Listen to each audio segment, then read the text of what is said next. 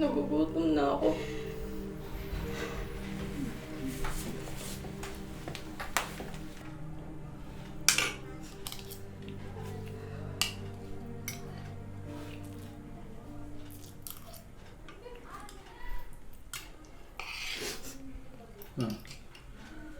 Dagan mo naman yung kinakain mo. Baka ikaw naman ang magkasakit.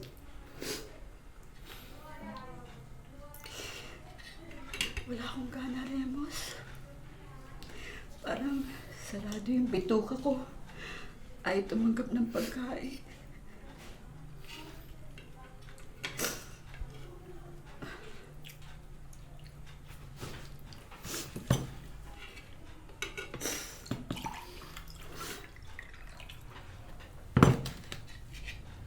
Kahit tubig lang, ma. Salamat, ma.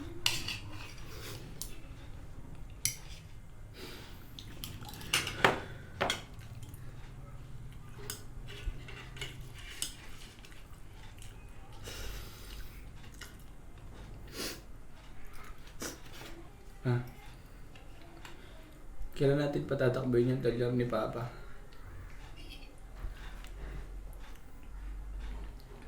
Anak, hindi ko alam patakbuhin.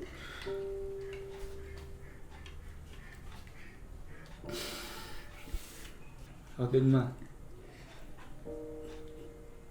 Wala akong alam sa sasakyan ko. Alam ko lang mag-drive. Si Papa lagi nag-check up ng sasakyan ko eh. Sa baterya. Sa brake fluid. Radiator. Si Papa lahat na. Si Papa. Wala na rin mag-aayos ng bike kapag wala na sa alignment. Wala na rin mag-aayos ng preno. Hindi na lang ako magbabay.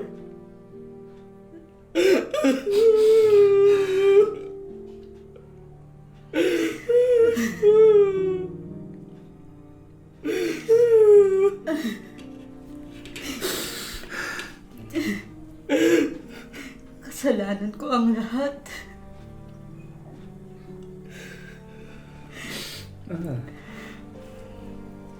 Naging madalas ang pag-inom ng papa ninyo.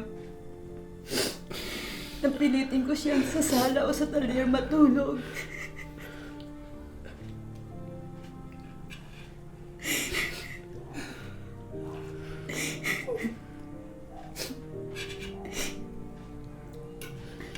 Hindi kasi ako makatulog. Ang lakas kasi ng paghilik niya.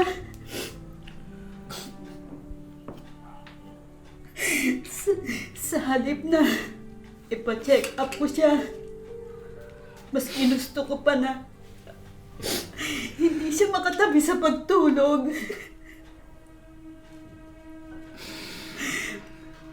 Magmula noon, unting-unting nagbago ang papa ninyo. Madalas, hindi niya ako tinitibo at nag-iinom lang siya mag-isa. At kapag pinagbabawalan ko siya, lagi niyang sinasabi, "Sino ka ba, Marissa? Ano ba kita? Bakit mo ako pinagbabawalan?"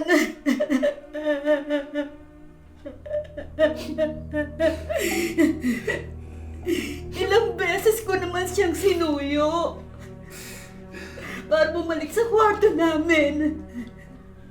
Pero matigas ang loob ng papa ninyo. Sanay na raw siyang mag-isa. At para hindi na raw ako magambala pa sa paghihilik niya.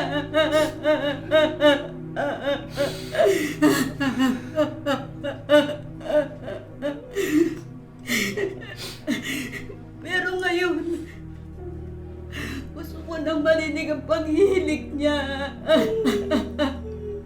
Kahit mabingin na ako, kahit hindi na ako makatulog, marinig ko lang uli ang pag-ilik ng papa ninyo, Remus.